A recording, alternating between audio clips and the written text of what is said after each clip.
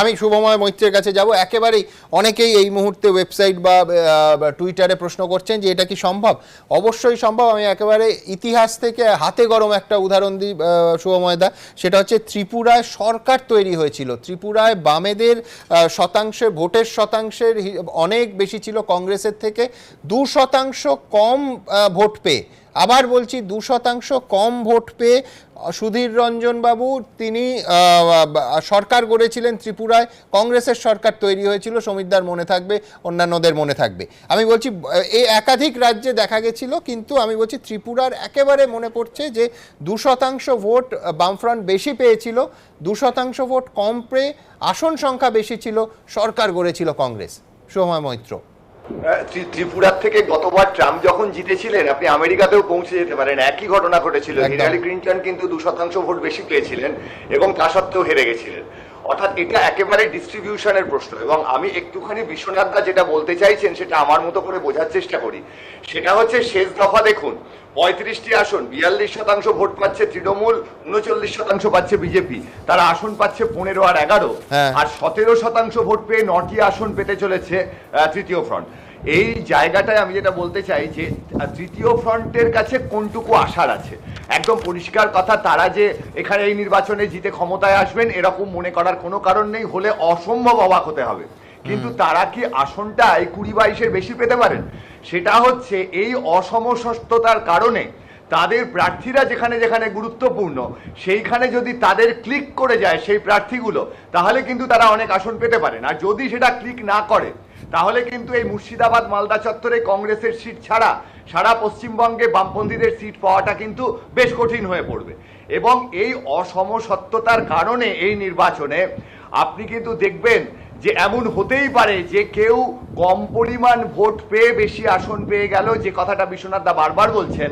এবং বিশেষভাবে সংখ্যালঘু সংখ্যাগুরুর যে একটা আলোচনা বারবার আসছে, যে কারণে হয়তো এমন দেখতে পারেন যে তৃণমূল কংগ্রেস প্রচুর ভোটে কিছু সিটে জিতলো, কিন্তু খুব মার্জিনাল সিট, অল্প ভোটে বিজেপি জিতে আসনের সংখ্যা বেশ ভালো করে ফেললো।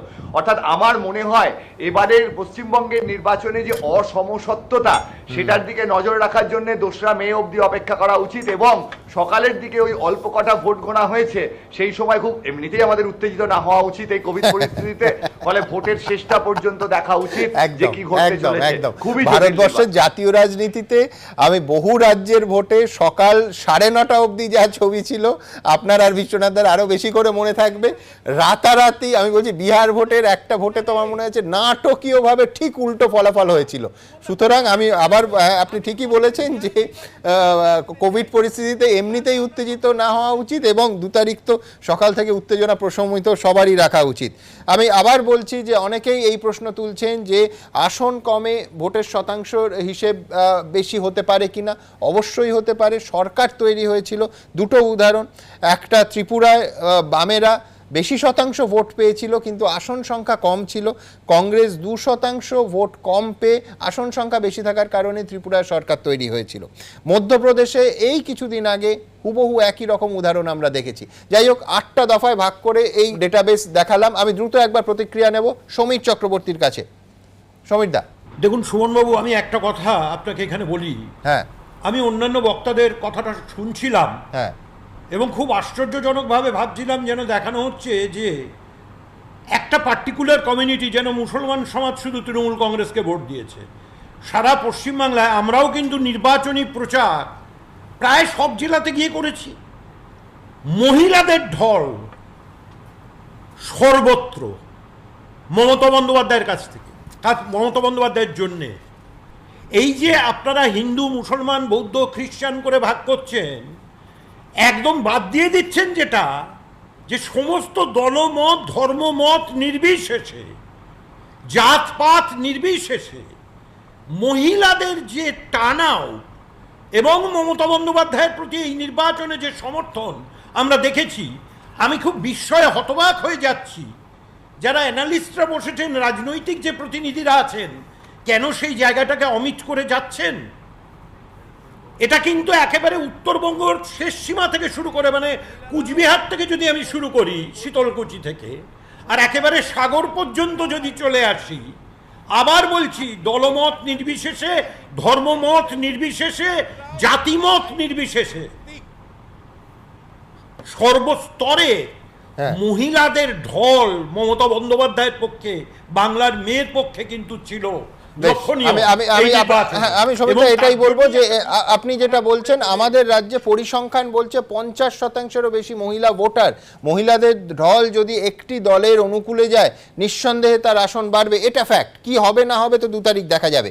আমি দর্শকদের বলতে চাইবো যে একাধিক কেন্দ্রে আমি বলেছিলাম যে ভিভিআইপি সিটস যেগুলো, সেখানে 2টো ভাগে আমরা ভাগ করেছি এই কেন্দ্রগুলিতে। একটা হচ্ছে একেবারে স্পষ্ট কোনো দল, সেই দলের প্রার্থী এগিয়ে রয়েছেন। আরেকটা হচ্ছে হাড্ডাহাড্ডি, যেখানে একেবারে তুল্যমূল্য বিচারে কেউ একজন এগিয়ে গেছে। আমরা সেটাকে কে এগিয়েছেন বলছি না, আমরা হাড্ডাহাড্ডি আসন হিসেবেই রাখছি, অর্থাৎ এনিবডিজ গেম, যে কেউ জিততে পারে। সুতরাং 2টো বেসিক ক্যাটাগরিতে আমরা ভাগ করছি, একটা স্পষ্ট এগিয়ে থাকা এবং আরেকটা হাড্ডাহাড্ডি। আমি প্রণয় রায়ের কাছে প্রতিক্রিয়ার জন্য আসবো 8 দফার ভোটে যেটা দেখালাম। না, সমীরদা যেটা বলছিলেন, দেখুন যে মুসলিম ভোটই খালি তারা পেয়েছেন, তারা কি হিন্দু ভোট পাননি? আপনি তারকেশ্বরে মাননীয় মুখ্যমন্ত্রী যে ভাষণ দিয়েছিলেন, যার জন্য তাকে নোটিশ করা হয়েছিল যে মুসলিম ভোট ভাগ করতে দেবেন, একটা চ্যাংরা এসছে, সবাই এক জায়গায় ভোট দেবেন, এটা তো মাননীয় স্বীকার করে নিয়েছেন। মাদ্রাসার ছেলেদেরকে এজেন্ট করতে হবে। কেন মাদ্রাসার ছেলেদেরকে এজেন্ট করতে হবে? তারা একটু শক্তপোক্ত, তারা বুথটা রাখতে পারবে। আর উনি ঠিকই বলছেন, মহিলাদের ঢল, মহিলাদের ঢল কোথায় ছিল? আজকে আমাদের যে চৌবেকে আটকানোর সময় মহিলাদের ঢল ছিল। এই যে হাতাখুন্তি বাহিনীকে রাস্তায় নামতে বলেছিলেন, টিএমসির হাতাখুন্তি বাহিনী, তারা আমাদের ক্যান্ডিডেটদেরকে আটকানোর জন্য, সিআরপিএফকে আটকানোর জন্য ছিলেন, কিন্তু তাদেরকে যত মহিলারা দেখেছে তত মহিলা ভোট টিএমসির থেকে কমেছে। তার কারণ বাংলার মহিলাদের চরিত্র এটা নয়, বাংলার মহিলারা এরকম নয়। ভোটের দিন গিয়ে ভোট রিগিং করবে, ভোটের দিন দিয়ে বিরোধী দলের ক্যান্ডিডেটকে খামচে দেবে, ধাক্কা মারবে, মারামারি করবে, এটা বাংলার মহিলাদের চরিত্র নয়।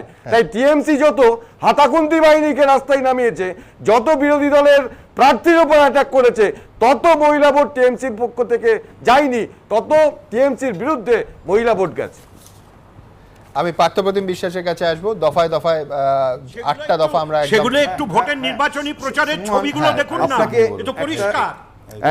একটা জিনিস ঠিক, যে বিশ্বনাথ বাবু যে আইডেন্টিটি পলিটিক্সের কথা বলছিলেন, বহু ধরনের আইডেন্টিটি পলিটিক্সের চেষ্টা নিশ্চয়ই হয়েছে, বা রিলিজিয়াস আইডেন্টিটি, জেন্ডার আইডেন্টিটি।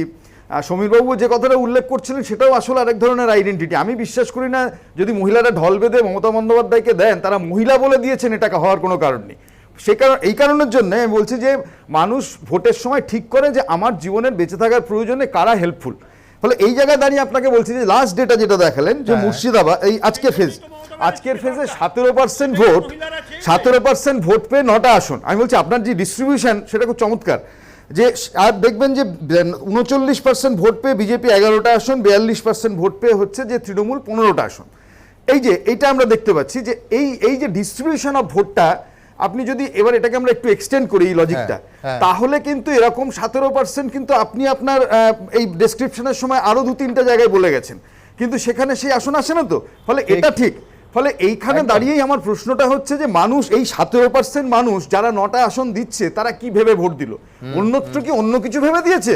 ফলে আমার কথা হচ্ছে, এখানে যে ভাগটার কথা আমরা বারবার আলোচনা করছি, যে ভোটারদের মধ্যে নারী, পুরুষ, হিন্দু, মুসলমান, খ্রিস্টান, আমি বললাম যে এর বাইরেও কোথাও কি ভোটের কোনো উপাদান নেই? আমি বলছি সেই উপাদানটা যদি থাকে, সেটা আসলে বামপন্থীদের পক্ষে যাবে। এই কারণেই বলছি যে এবার বামপন্থী প্রার্থী যারা হয়েছেন, এবং যেখানে বাম বা কংগ্রেস বা সংযুক্ত মোর্চার সংগঠন যা আছে, সেটা যদি দেখেন, তাহলে দাঁড়িয়ে কিন্তু কোনোভাবেই এই শতাংশের ভোট যা আমরা দেখতে পাচ্ছি 15-16, এটা কিন্তু হওয়ার কথা না। যেটা মূলত বলা হয় একটা অ্যাভারেজ ইনক্রিজ, যদি গত বছর যা পেয়েছিলাম তার তুলনায় একটা অ্যাভারেজ গড় না। তবে সময় নিশ্চয়ই মানবেন যে ফ্যাক্টর হিসেবে মহিলাদের ভোট অত্যন্ত গুরুত্বপূর্ণ। আমি যদি বিহারে দেখি, চতুর্থবারের জন্য নীতিশ কুমার মুখ্যমন্ত্রী হতে পেরেছেন, তার কারণ মহিলা ভোট। এবং অনেকেই, সেটার মধ্যে একটা অতি সরলীকরণ থাকতে পারে, কিন্তু অনেকেই বলছেন যে বিহারে মদ নিষিদ্ধ হয়, মহিলা ভোটের একটা বড় সমর্থন নীতিশ কুমার পাচ্ছেন। তাতে একেবারে সরাসরি মাইক্রো লেভেলে ডোমেস্টিক ভায়োলেন্স কমেছে। ঠিক ঠিক ঠিক শুনুন, আপনাকে শুধু একটাই বলি, ঠিক উল্টো অভিজ্ঞতাটা এ রাজ্যের মহিলাদের কি হয়নি? আপনি যদি বলেন যে গত 2 বছরে যে কি বলবো, যে ধরনের এই আমফান, করোনা থেকে শুরু করে এক একটা সংসার ধসে গেছে, বয়ে গেছে, সেখানে হাতে একটা ছোট কার্ড, এইটা পেলে মানুষ খুশি হচ্ছেন এবং দলে দলে গিয়ে ভোট দিয়ে দিচ্ছেন, এত সহজ কি ভোটটা? দ্রুত, আমি বলছি, বোধহয় প্রণয় রায় কিছু বলছেন। বিহারে মদ নিষিদ্ধ হয়েছে আর এখানে 20 টাকার পাউচ এসছে, তো যে কারণে বিহারের মহিলারা মদ নিষিদ্ধ করার জন্য যদি বিজেপিকে দিয়ে থাকে, 20 টাকার পাউচ আনার জন্য সেই মহিলারাই বিজেপিকে ভোট দেবে যাতে এখানে মদ নিষিদ্ধ হয়। প্রণয় দা, আপনি লক্ষ্য করবেন, আমি বলছি যে স্বাস্থ্যসাথীর কার্ড কাদের দেওয়া হচ্ছে? শুধুমাত্র মহিলাদের নামে। আমি বলছি যে অর্থাৎ তৃণমূল কংগ্রেস ভোট কি হবে, ভোট কত শতাংশ কে দিয়েছেন, এই তো আমরা 2 তারিখে বুঝতে পারবো। কিন্তু আমি বলছি যে একেবারে দুয়ারে সরকারের সব থেকে বেশি রেসপন্সে অভিমুখ যদি বলে এটা প্রকল্পের মহিলা, স্বাস্থ্যসাথী এবং মহিলাদের নামে। দুয়ারে সরকার তো ঢাকঢোল পিটিয়ে করেছে, কিন্তু দুয়ারে টিকাটা তো পৌঁছাতে পারেনি, এমনকি টিকার কুপনটাও পৌঁছাতে পারেনি। আজকে কুপনটা নিতে গিয়ে 8 ঘন্টা 10 ঘন্টা। এই যে স্বাস্থ্যসাথী কার্ডটা দেখিয়েছে, স্বাস্থ্যসাথী কার্ড নিয়ে কি পরিষেবা পাচ্ছে? কোনো নার্সিংহোম কি ভর্তি নিচ্ছে? অর্থাৎ যেটা চেষ্টা করেছিল সেটা বুমেরাং হবে। এই যে বুমেরাং হবে। সমীর চক্রবর্তী, তারপর শুভময় দেখা চাইবো। ভারতের কার্ড থেকে কিন্তু বিহারে ভোট 15% কমে গেছিল এবং সেটাও ঠিক যে আয়ুষ্মান কোথায় বুমেরাংটা হয়ে গেছে জানেন? উনি যে স্কুলের ছাত্র, তার হেডমাস্টার দিলীপ ঘোষ যেদিন বলে দিয়েছেন মমতা বন্দ্যোপাধ্যায়কে বারমুডা পরা উচিত, সেই দিনই বাংলার মানুষ, বাংলার মহিলারা বিজেপিকে ঝেঁটা নিয়ে তাড়া করেছে ভোটের বাক্সে। সুমনবাবু 2 তারিখে ভোটের বাক্সটা খুলতে দিন। রাস্তায় বেরোতে দেবে না, তাহলে হাতা খুলতে দিয়ে রাস্তায় নামিয়েছেন কেন মহিলাদেরকে? বারমুডা দেখাবে মহিলারা হাতা খুলতে দিয়ে কেন যাবে? দিলীপ ঘোষ যেটা মহিলারা কি লড়াই করতে যাবে? মন্তব্য মহিলাদেরকে কেন হাতা খুলতে দিয়ে আপনার যোগী আদিত্যনাথ এতটাই আপনি আর আপনার যোগী আদিত্যনাথ মহিলারা আপনাদেরকে ভোট দেবে? উত্তর প্রদেশের সরকার তাই দেখার পরে বাংলার মানুষ, আচ্ছা বেশ, শুভময় দা বাংলার অনেকক্ষণ ধরে মহিলারা বলতে বিজেপির শুভময় দিকে যায়নি। হ্যাঁ, মানে মূল বক্তব্য হচ্ছে সুমনবাবু, যে আলোচনাটা হচ্ছে তার দুটো ভাগ আছে, একটা জেনারেলাইজেশন, একটা স্পেশালাইজেশন। জেনারেলাইজেশনের জায়গাটা যেখানে আসছে আইডেন্টিটির ভিত্তিতে একটা বড় ভোটের অংশ কিভাবে মুভ করবে, অর্থাৎ মহিলা ভোট কোন দিকে মুভ করবে, যে প্রশ্নটা সমীরদা বারবার তুলছে। সত্যি তো, যদি মহিলা ভোটের একটা বড় অংশ মমতা বন্দ্যোপাধ্যায়ের দিকে যায় তাহলে তৃণমূলের সম্ভাবনা বাড়বে, যদি সেটা না যায়, যদি উল্টো দিকে চলে যায় বিজেপির দিকে সম্ভাবনা বাড়বে। ফলে এটা হচ্ছে জেনারেলাইজেশন। আর পার্থদা যে কথাটা বলছেন স্পেশালাইজেশনের কথাটা, অর্থাৎ যেখানে যেখানে কোনো কোনো পকেটে এই তৃতীয় পক্ষ অর্থাৎ শাসক তো কেন্দ্রে বিজেপি, রাজ্যে তৃণমূল কংগ্রেস, তাদের বিরুদ্ধে মানুষের যদি ক্ষোভ থাকে এবং স্পেশালাইজড জায়গায় যদি মানুষ তার মনের মতো একটা প্রার্থী তৃতীয় পক্ষে পান, সত্যিই তো বাম দলগুলোর বেশ প্রচুর নতুন মুখ এসছেন যারা বেশ ঝকঝকে, এই জায়গাতেও কিন্তু একটা স্পেশালাইজেশনের ফল আমরা দেখতে পাবো। এবং সেটা আপনি একটু পরে যখন আসন নিয়ে বলবেন, আমরা হয়তো সেই আসনের কথা বললে বুঝতে পারবো সেই ঘটনা ঘটছে কিনা। একদম শুভময়দা, আমি বলতে চাইবো, বারবার মোবাইলে চোখ রাখতে হচ্ছে, তার কারণ লাইভ একটার পর একটা ডেটা ঢুকছে। আমি বলেছিলাম যে শুধুমাত্র সি ভোটার নয়, সমস্ত স্বীকৃত বড় সংস্থার ডেটা আপনাদের সামনে রাখবো। এই মুহূর্তে দেখতে পাচ্ছি পোলস্টার, তাদের এক্সিট পোল কি বলছে দেখি, এরপরে সমস্ত গ্রাফিক্যালি আপনাদের সামনে রাখবো। পোলস্টার বলছে যে 142 থেকে 152টি আসন পেতে পারে তৃণমূল কংগ্রেস, বিজেপি পেতে পারে 125 থেকে 135টি আসন, সংযুক্ত মোর্চা পেতে পারে 16 থেকে 26টি আসন। আচ্ছা, জন কি বাতের এক্সিট পোল কি বলছে আসুন দেখা যাক। জন কি বাত বলছে যে তৃণমূল কংগ্রেস পেতে পারে 104 থেকে 121টি আসন, বিজেপি পেতে পারে 162 থেকে 185টি আসন, সংযুক্ত মোর্চা পেতে পারে মাত্র 3 থেকে 9টি আসন। আবার বলছি জন কি বাত এই জন্য দ্বিতীয়বার বলছি যে এটা সম্পূর্ণ এক্সিট পোলের যা ট্রেন্ড অন্যরা দেখাচ্ছেন তার থেকে সম্পূর্ণ আলাদা। জন কি বাতের এক্সিট পোল বলছে যে তৃণমূল কংগ্রেস পেতে পারে 104 থেকে 121টি আসন, বিজেপি পেতে পারে 162 থেকে 185টি আসন, সংযুক্ত মোর্চা পেতে পারে 3 থেকে 9টি আসন। প্রণয় রায়, এই কথাটাই আমি বলছি বারবার। দেখুন, সংযুক্ত মোর্চার যে কথাটা বলছেন, যেহেতু পশ্চিমবঙ্গে এবার সরকার তৈরি করার নির্বাচন, অন্তত কোনো সার্ভেতে কোনো ডাটাতে এটা কোনোভাবেই প্রকাশিত হচ্ছে না যে পশ্চিমবঙ্গের মানুষ মনে করছে সংযুক্ত মোর্চা একটা বিকল্প সরকার দিতে পারে।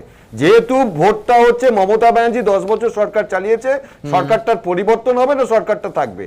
তো যেখানে মানুষ ভোটাররা আস্থা রাখতে পারছে না সংযুক্ত মোর্চার কাছে, তারা কেন এই পার্সেন্টেজে ভোট দেবে? দ্বিতীয়, যেটা আইডেন্টিটি পলিটিক্সের কথা বলছিলেন, পোলারাইজেশনের কথা বলছিলেন, যে মুহূর্তে সিপিএম আব্বাস সিদ্দিকীর সাথে জোট বেঁধেছে, আব্বাস সিদ্দিকীর সাথে জোট বেঁধে তাদের কিছু আসনের ইকুয়েশন থাকতে পারে, কিন্তু যে আব্বাস সিদ্দিকীর ভিডিও, যে আব্বাস সিদ্দিকী চিরদিন হিন্দু বিদ্বেষী কথা বলে গেছে, তাহলে পশ্চিমবঙ্গের হিন্দু কমরেডরা যারা আগে হয়তো সিপিএমকে ভোট দিয়েছে তারা কেন সংযুক্ত মোর্চাকে ভোট দেবে? যদি পোলারাইজেশনের ভোট হয়ে থাকে তাহলে পোলারাইজেশনের ভোট হলে সংযুক্ত মোর্চা এই পার্সেন্টেজ এবং এই আসন পায় না, এবং যেহেতু এটা সরকার পরিবর্তনের কোথাও কোনো আশা নেই যে সংযুক্ত মোর্চা সরকার তৈরি করতে পারবে, বিকল্প একটি সরকার দিতে পারবে, যারা সরকার তাদেরকে কাছেই আসতে হবে। আমি খুশি হচ্ছি যে প্রণয়বাবু পাক্কা 1.5 মিনিট সংযুক্ত মোর্চার কি ভবিষ্যৎ এটা নিয়ে আলোচনা করে গেলেন, ফলে এর থেকে বোঝা যাচ্ছে যে যা দেখাচ্ছেন সেটা এই জন কি বাতে, সেটা কিন্তু আসলে মন কি বাতও নয় মানুষের, এটা হচ্ছে আমি নিশ্চিত। ফলে এই কারণে যে এখানেও 200 ছয়নি এখনো পর্যন্ত অমিত শাহ যা বলেছিলেন, আমি একটা প্রশ্ন ওনার সাথে একমত যে এবারের ভোটে আসলে রেফারেন্ডাম হচ্ছে যে রাজ্যে যে সরকার আছে সেটা থাকবে না যাবে, এটা ঠিক, আমি একমত। ফলে সেখানে যদি দেখা যায় পরিবর্তন না প্রত্যাবর্তন, সোজা কথা, উত্তরণ আরো একটা আছে অপশন, পরিবর্তন, প্রত্যাবর্তন এবং উত্তরণ। ফলে আমি বলছি যে সেখানে দাঁড়িয়ে যে এই তৃণমূল সরকারের বিকল্প হিসেবে বিজেপি নিজেকে যেভাবে তুলে ধরার চেষ্টা করছিল, কার্যত গোটা তৃণমূলটার তো ভিটিং পরিণত হয়েছে বিজেপি, পুরো আপনি যে একেবারে বুথ লেভেল থেকে শীর্ষস্থান পর্যন্ত যদি দেখতে চান। ফলে সেখানে দাঁড়িয়ে একটা রেফারেন্ডাম যদি ভোট হয় যে তৃণমূলের সরকার থাকবে না যাবে, বা তৃণমূলের বিরুদ্ধে আমরা কাকে চাইছি, তাহলে মানুষ কোন দুঃখে বিজেপিকে চাইবে? এবং সেটা তার একটা টিম অফ বিজেপি। যারা এই মুহূর্তে টেলিভিশন সেটের সামনে এসছেন তাদের জন্য একবার দ্রুত সি ভোটারের এক্সিট পোল সেটা একবার দেখাবো। এছাড়া একেবারে সাম্প্রতিককালে জন কি বাত এবং পোলস্টার বাদ দিয়ে আরো কয়েকটি এজেন্সি আমাদের হাতে এসছে, আমি প্রথমে পরপর একটু দেখিয়ে দিতে চাইব। প্রথমে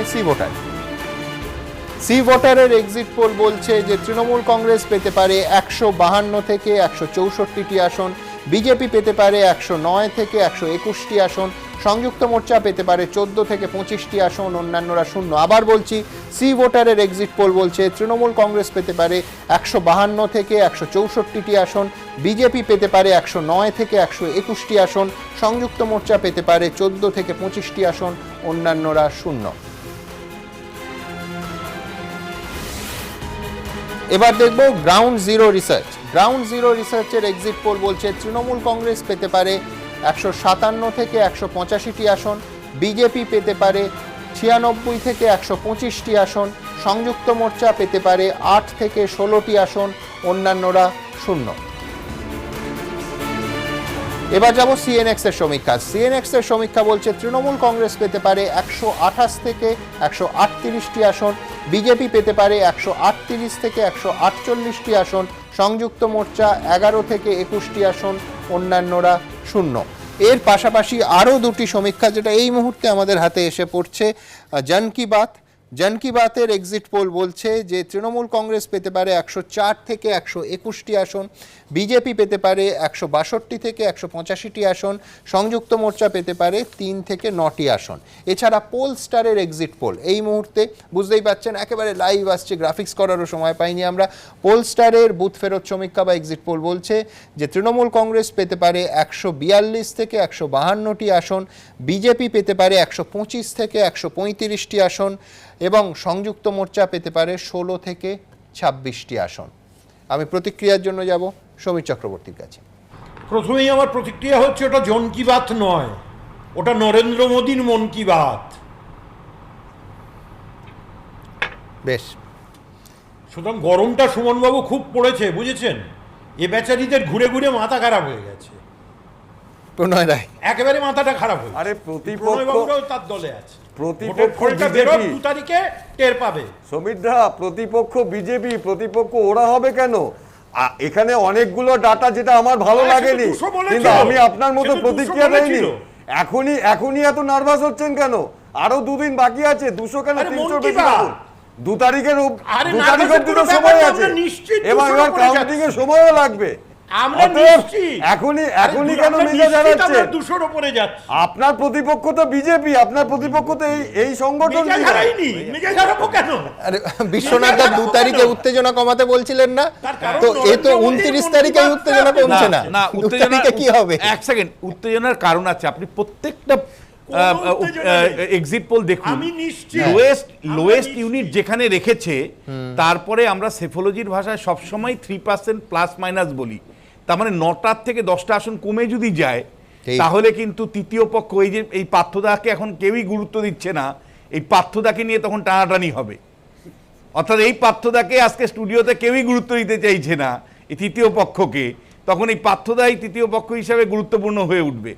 ফলে আমি বলছি আপনাকে যে যদি সেফোলজির ভাষায় বলি, তার একটা হাড্ডাহাড্ডি লড়াইয়ের ইঙ্গিত সমস্ত সমীক্ষাকে যদি মানে এক্সিট পোলটাকে যদি ধরে নিই, একটা হাড্ডাহাড্ডি লড়াইয়ের ছবি কিন্তু সত্যি উঠে এসছে। কারণ ইনফ্যাক্ট সি ভোটারও যদি দেখি, তার লোয়েস্ট ইউনিট 152 তৃণমূলের জন্য, প্লাস মাইনাস এরর আমরা 3% এররের কথা বলছি। তার মানে 9টা আসন কমে যেতে পারে। 9টা আসন কমে গেলে 143টা আসনে দাঁড়াবে। 143 আসন সংখ্যাগরিষ্ঠতা নয়, সেই ক্ষেত্রে পার্থদাদের মতন অর্থাৎ তৃতীয় ফ্রন্টের গুরুত্বপূর্ণ বাড়বে, সেই ক্ষেত্রে গদ্দারদের গুরুত্বপূর্ণ বাড়বে, সেই ক্ষেত্রে মানে অন্য দল থেকে ভাঙিয়ে দল গঠনের প্রশ্নটা আসবে। ফলে যথেষ্ট আমি বলছি উত্তেজনার সম্ভব আছে। আমরা বলবো, আমরা সমিতদার কাছে অনুরোধ করব, আমরা বিজেপির প্রণয়দার কাছে অনুরোধ করব, প্লিজ উত্তেজনা নয়, নির্বাচন যা হওয়ার হয়ে গেছে, প্রচার সব কমপ্লিট হয়ে গেছে, কর্মী সমর্থকদের সংযুক্ত রাখুন এবং করোনা আবহে সত্যি একটা শান্তিপূর্ণভাবে শেষ পর্যন্ত দ্রুত counting সমীর হোক। চক্রবর্তী দ্রুত। আমরা সেটা চাইবো। হ্যাঁ। আমরা নিশ্চিত, এখানে কোনো উত্তেজনার ব্যাপারই নেই। আপনি নিশ্চিত থাকুন বিশ্বনাথ বাবু, নিশ্চিত 200-র ওপরে তৃণমূল কংগ্রেস 2/3 অনেক বেশি প্রণয়দা, এক আসন লাইন, নিয়ে one line। ক্ষমতায় আসছে। তার সমীরদার কারণ কাছে আমার একটাই প্রশ্ন আছে। 2016 সালে সুমনবাবু এক লাইনে আমি বলে দিই। হ্যাঁ, বলুন। একেবারে নিশ্চিত। আর প্রণয়বাবু মাথা ঠান্ডা রাখুন, বেলের শরবত খান, মাথা ঠান্ডা হবে। প্রণয়দা। এই বেল গরম পাওয়া পড়েছে, আগুন পাবে কোথায়? এটা অনুরোধ। না, অসম্ভব বেল পাওয়া সাইজ যায় না। বললাম। সমীরদার কাছে আমার একটাই প্রশ্ন, খেলাটা কি হ্যাঁ, শেষ এখন হলো বেলের শরবত না খুব কাউন্টিং পাওয়া এর দিনও যাচ্ছে কিছু বাইরে। খেলা হবে? আচ্ছা, আর এবার সময় সেই মাইক্রো ছবিটার, অর্থাৎ ভিভিআইপি সিটসে কারা এগিয়ে এবং কোথায় হাড্ডাহাড্ডি লড়াইয়ের সম্ভাবনা। আমি আবার বলছি, সি ভোটারের এই এক্সিট পোলে পশ্চিমবঙ্গে 292টি বিধানসভা কেন্দ্রের 85,000-এরও বেশি ভোটারের সঙ্গে সরাসরি কথা বলেছেন সমীক্ষকরা। এই সমীক্ষা চালানো হয়েছে 27শে মার্চ থেকে আজ অর্থাৎ 29শে এপ্রিল পর্যন্ত। Margin of error ±3%। আমি ফের জানিয়ে রাখবো, এই সমীক্ষার সঙ্গে আমাদের এডিটোরিয়াল পলিসির কোনো সম্পর্ক নেই, এখানে আমাদের জার্নালিস্টিক জাজমেন্টেরও কোনো জায়গা নেই। সমীক্ষক সংস্থা দেওয়া তথ্যগুলো, সংখ্যাগুলো আমরা হুবহু আপনাদের সামনে তুলে ধরি মাত্র। আবার বলছি, এই এক্সিট পোল কিংবা এই ভিভিআইপি সিটে কি হবে, এগুলোকে ধ্রুব সত্য মনে করে উচ্ছ্বসিত, ক্ষুব্ধ বা হতাশ হওয়ার কোনো জায়গাই নেই।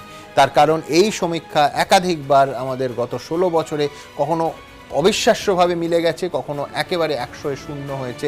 অর্থাৎ যারা জিততে পারেন এই রকম এসেছে, আলটিমেটলি তারা হেরে গেছেন, অথবা উল্টোটা, অর্থাৎ কেউ একজন হেরে গেছেন, দেখানো হয়েছে তিনি জিতেছেন। গত লোকসভা ভোটে এই উদাহরণ একাধিকবার এসছে। আমি দ্রুত একবার দেখে নেব যে এই ভিভিআইপি সিটসগুলো, অর্থাৎ এখানে কে কি হতে পারে। দমদম কেন্দ্রে ব্রাত্য বসু তৃণমূল কংগ্রেসের প্রার্থী, রাজ্যের মন্ত্রী, বিদায়ী মন্ত্রিসভার তিনি এগিয়ে রয়েছেন।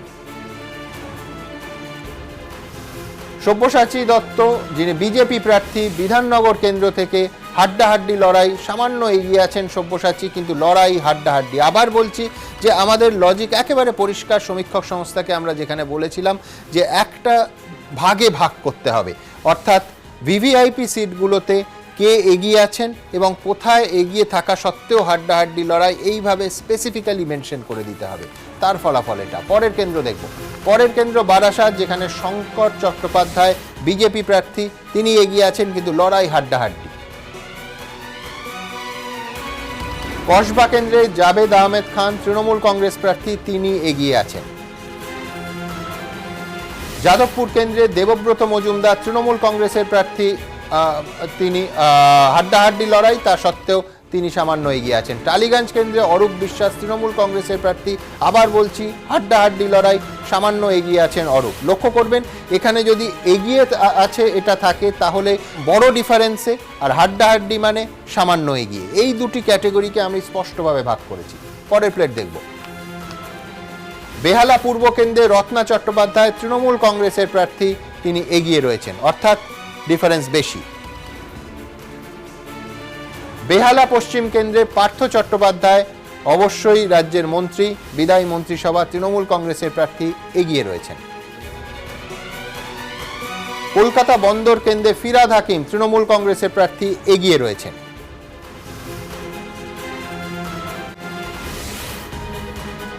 ভবানীপুর কেন্দ্রে শোভনদেব চট্টোপাধ্যায় তৃণমূল কংগ্রেসের প্রার্থী, হাড্ডাহাড্ডি লড়াই, শোভনদেব সামান্য এগিয়ে।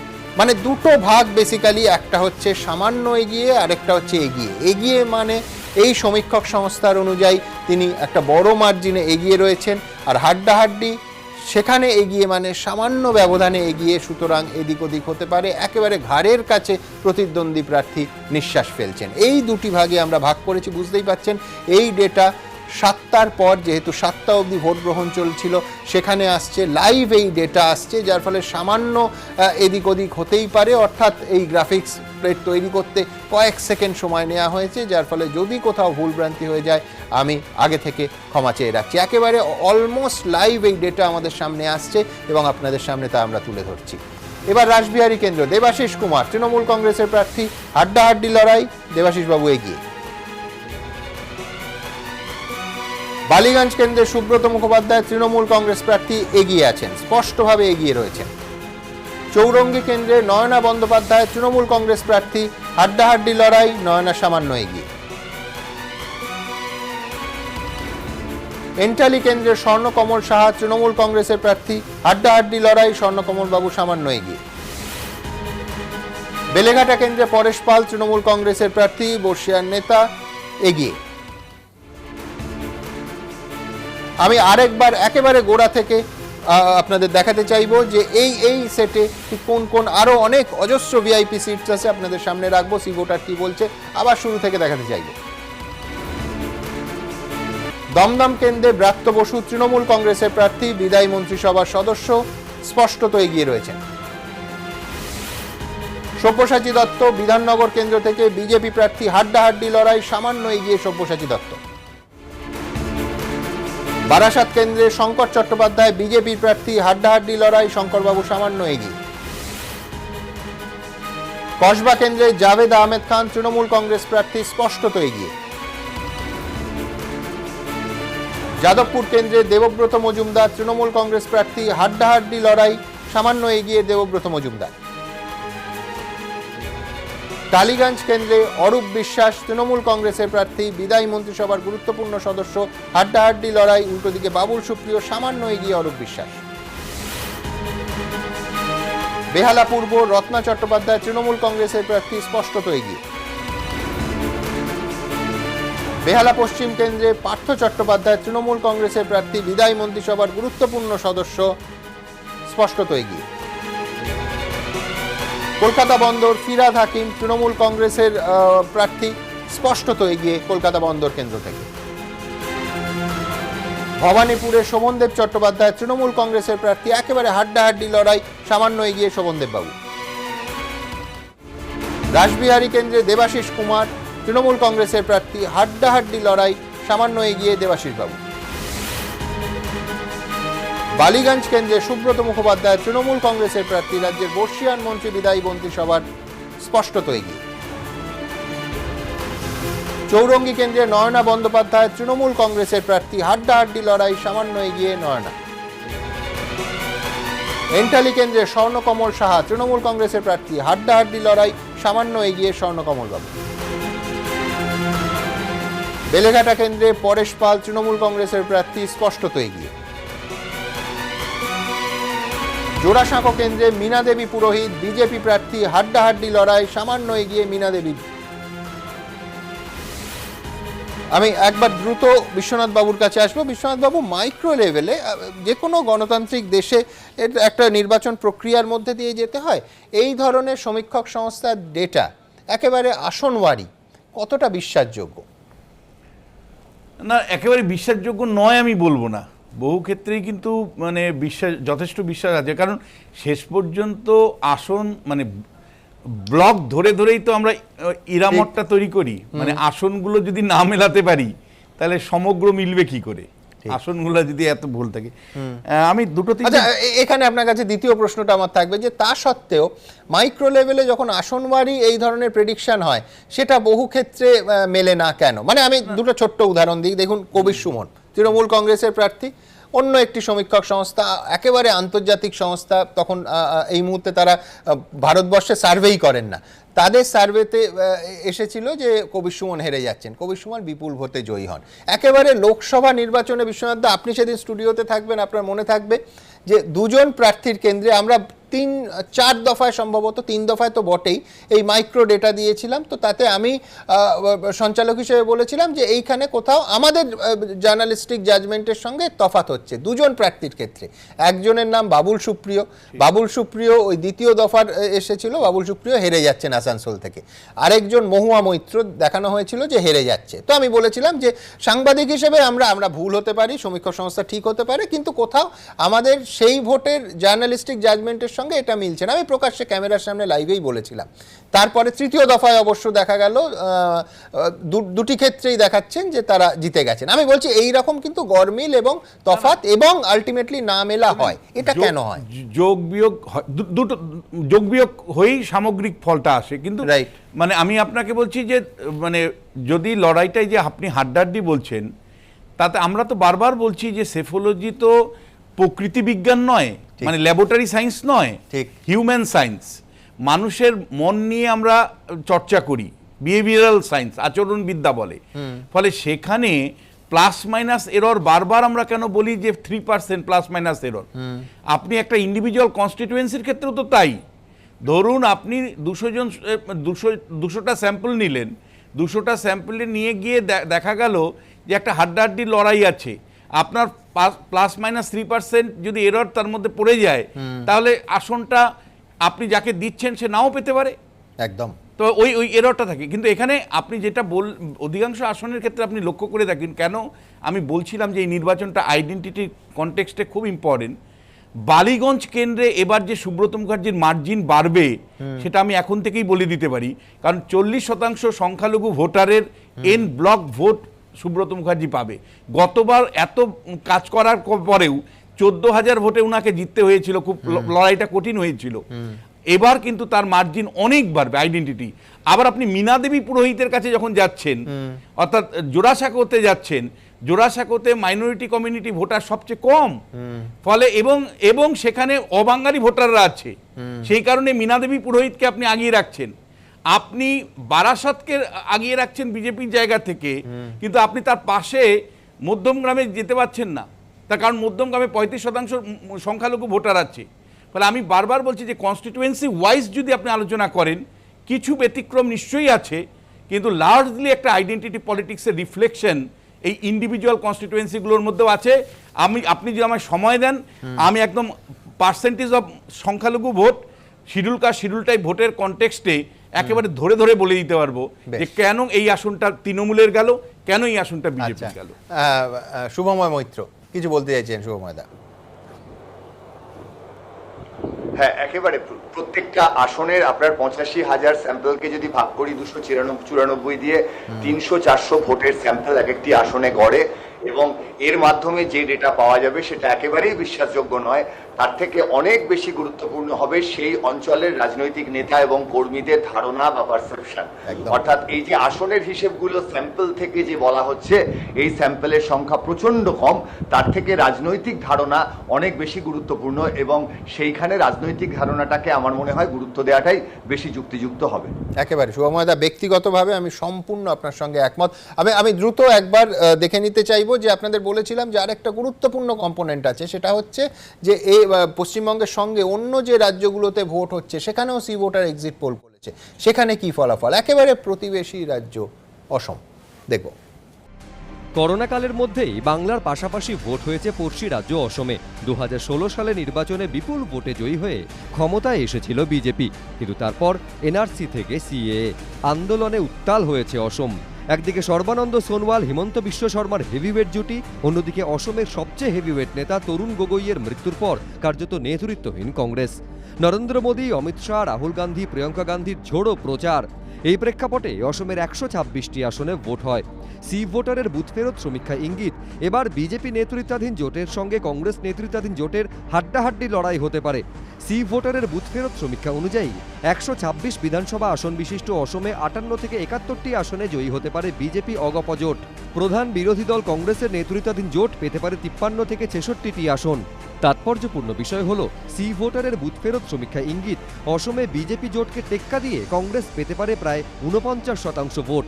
উল্টো দিকে আসনের নিরিখে এগিয়ে থাকলেও বিজেপি নেতৃত্বাধীন জোট পেতে পারে 43% ভোট। রবিবার অসমে ভোট গণনা। এবিপি আনন্দ। প্রণয়দা, এ তো হাড্ডাহাড্ডি লড়াই অসমে। মানে আমি বলছি যে একাধিক এর আগে সি ভোটারেরই সমীক্ষা এসেছিল যে বিজেপির প্রায় কেক ওয়াক হতে চলেছে, কিন্তু কোথাও কি এনআরসি ইস্যুটা একটা ফ্যাক্টর হয়ে দাঁড়াচ্ছে? মানে আমি বলছি একেবারে বিজেপি জোট এবং কংগ্রেস জোট হাড্ডাহাড্ডি লড়াই। না, কোনো ফ্যাক্টর হবে না। অ্যাবসলিউট মেজরিটি নিয়ে বিজেপি ক্ষমতায় আসছে ওখানে, এটা নিশ্চিত থাকুন।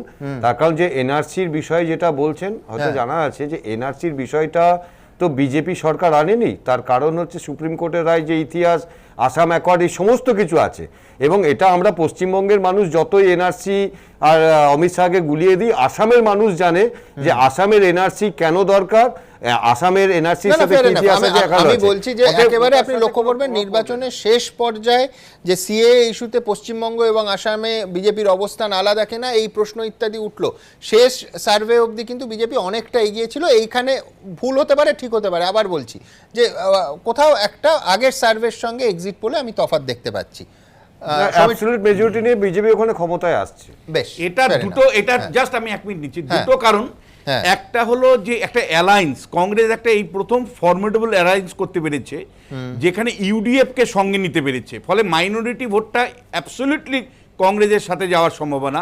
আর একই সাথে বোরোল্যান্ডের যে মেইন উইংটা, অর্থাৎ বড়ো পিপলস ফ্রন্টের যে মেইন উইং, তাদেরকেও সঙ্গে পেয়েছে, ফলে অ্যালায়েন্সটা অনেকটা ব্রড বেস হয়েছে আসামে। এক আর দ্বিতীয় যে বিষয়টা, সেটা হলো যে আসামে প্রার্থী চয়নের ক্ষেত্রে বিজেপি এতটাই ভুল করেছিল, একাধিক জায়গায় বিজেপির বিক্ষুব্ধ প্রার্থীরা কিন্তু সেখানে স্প্লিটার হিসাবে ভূমিকা পালন করতে পারে। ফলে যেভাবে আপনি ওপিনিয়ন পোলে দেখাতে পেরেছিলেন যে একতরফাভাবে ভোটটা হয়তো মানে এনডিএর পক্ষে যাচ্ছে, অসম গণপরিষদ এবং বিজেপি মিলে, সেটা কিন্তু প্রধান বাধা হয়ে যাচ্ছে। কংগ্রেস একটা বিকল্প দিতে পেরেছে ইউডিএফকে সঙ্গে নিয়ে। আর একই সাথে আমি বলবো যে প্রার্থী চয়নের ক্ষেত্রে বিজেপির যে ভুল এবং একাধিক জায়গায় বিক্ষুব্ধরা দাঁড়িয়ে পড়েছে, সেখানে কিন্তু ভোট কাটার বেশ। আমি এবার সেই রাজ্যটা আসবো যেখানে পশ্চিমবঙ্গের বহু মানুষের সেই রাজ্য নিয়ে প্রবল কৌতূহল, কেরল। এবং পারসেপশন, আমাদের জ্ঞানে কি দেখছি যে কখনো 5 বছর পরে সেই সরকার ফেরত আসে না, অর্থাৎ প্রত্যাবর্তন হয় না, সবসময় পরিবর্তন হয়, আবার 5 বছর পর সরকারটা পরিবর্তন হয়। কেরলে এই সি ভোটারের এক্সিট পোল ঠিক কি বলছে দেখুন। ভারতে বর্তমানে একমাত্র বাম শাসিত রাজ্য কেরল। করোনার মধ্যে যে 5টি রাজ্যে বিধানসভা ভোট হয়েছে তার অন্যতম দক্ষিণ ভারতের এই রাজ্য। কেরলে সাধারণত 5 বছর অন্তর সরকার পরিবর্তন হয়, এটাই এ রাজ্যের ট্রেডমার্ক হয়ে দাঁড়িয়েছে। কিন্তু পিনারাই বিজয়নের নেতৃত্বাধীন এলডিএফ কি সেই ট্র্যাডিশন ভাঙবে? কেরলের ক্ষমতা কি ধরে রাখবে বামেরাই? রাহুল গান্ধী যে রাজ্য থেকে সাংসদ, সেই রাজ্যে ক্ষমতা দখলের কংগ্রেসের চেষ্টা কি ধাক্কা খাবে? মোদি অমিত শাহের প্রচারের জেরে বিজেপি কি আদৌ দাগ কাটতে পারবে এই দক্ষিণী রাজ্যে? সি ভোটারের বুথ ফেরত সমীক্ষা ইঙ্গিত দ্বিতীয়বারের জন্য কেরলে ক্ষমতা ধরে রাখতে পারে সিপিএম নেতৃত্বাধীন এলডিএফ। তারা পেতে পারে 71 থেকে 77টি আসন। কড়া টক্কর দিয়ে কংগ্রেস নেতৃত্বাধীন ইউডিএফ এর ঝুলিতে যেতে পারে 62 থেকে 68টি আসন। তেড়ে ফুড়ে নামলেও বিজেপি খুব বেশি হলে 2টি আসন পেতে পারে। সি ভোটারের সমীক্ষা ইঙ্গিত প্রায় 43% ভোট পেতে পারে এলডিএফ। ইউডিএফ পেতে পারে 41% ভোট। বিজেপি পেতে পারে প্রায় 14% ভোট। অন্যান্যের ঝুলিতে যেতে পারে 2% ভোট। কেরলে ফল ঘোষণা রবিবার। এবিপি আনন্দ।